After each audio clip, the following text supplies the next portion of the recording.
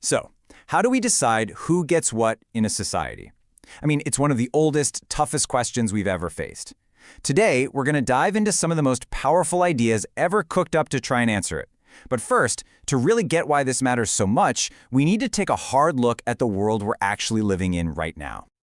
Okay, get this. Back in 2007, the average CEO of a top American company made 344 times what their typical worker did. 344. And just to put that in perspective, if you rewind to 1980, that number was 42 to 1. That is a massive, massive change in a pretty short amount of time. And this isn't just about paychecks. It's about who owns, well, everything. Right now, the richest 1% of adults on the entire planet own 40% of all global assets. That is an unbelievable amount of wealth concentrated in the hands of a tiny, tiny group of people. Now, you might be thinking, well, that's just a problem in developing countries, right? Not exactly. Even in the world's most developed economies, the gap is huge. On average, across these countries, the richest 10% of people earn about 9 times more than the poorest 10%.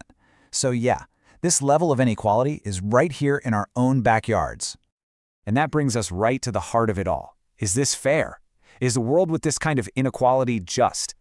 I mean, maybe some inequality is okay, but a 344 to 1 pay ratio? To figure that out, we can't just go with our gut feelings. We need a framework, a clear way to think about what fair even means. So let's start with 2 classic and totally clashing ways of looking at this whole problem. The first one is all about the final outcome, the results. And the second one, it completely ignores the results and focuses only on the process of how we got there. First up, we've got utilitarianism. The idea here is actually pretty simple, but super powerful. A fair society is a happy society. The right way to distribute things is whatever creates the most total well-being, or utility, for everyone, all added up. It's all about the greatest amount of good for the greatest number. Okay, so how would a utilitarian look at that 344 to 1 pay gap? They do something called the law of diminishing utility.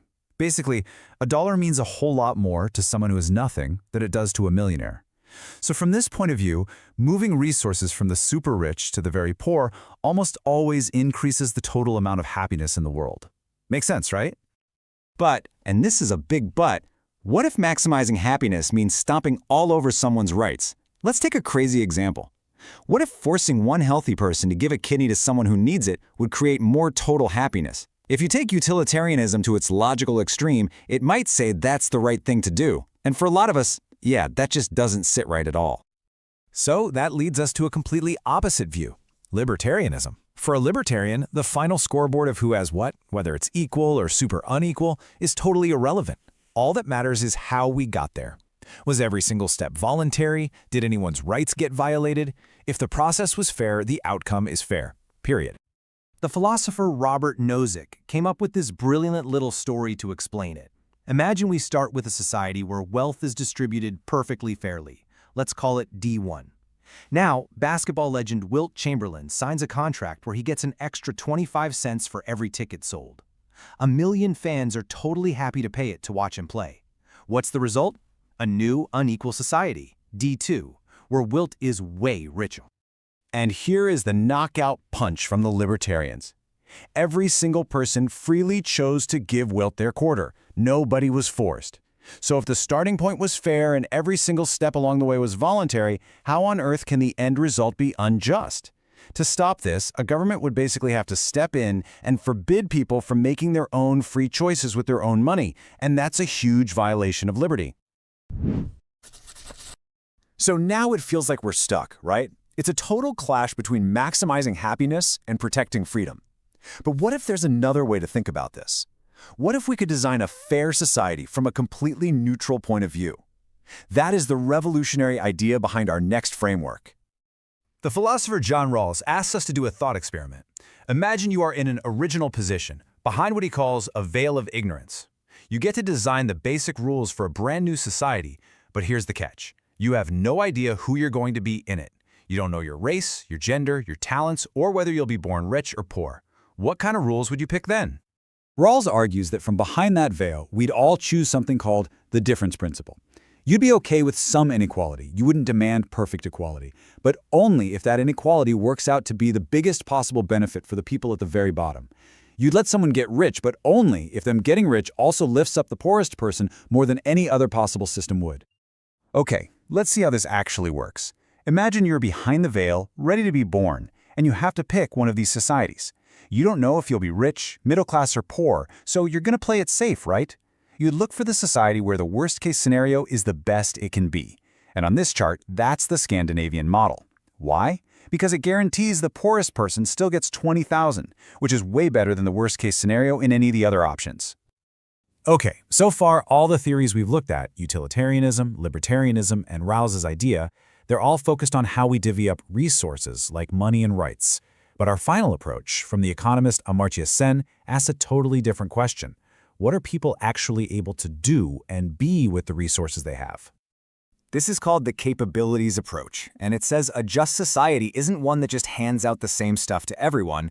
No, it's one where people have the real actual freedom to live a life they have reason to value. Justice is about expanding what people are truly capable of doing and being. You know, like being healthy, getting an education, being part of your community. Think about it like this. Two people can have the exact same income, but have completely different qualities of life. Someone who needs a wheelchair has to spend a huge chunk of their money just to have the same basic mobility that an able-bodied person takes for granted.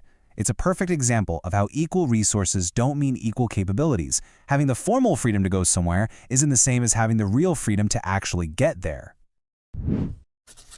All right, so we've just walked through 4 really profound and really different ways to think about justice.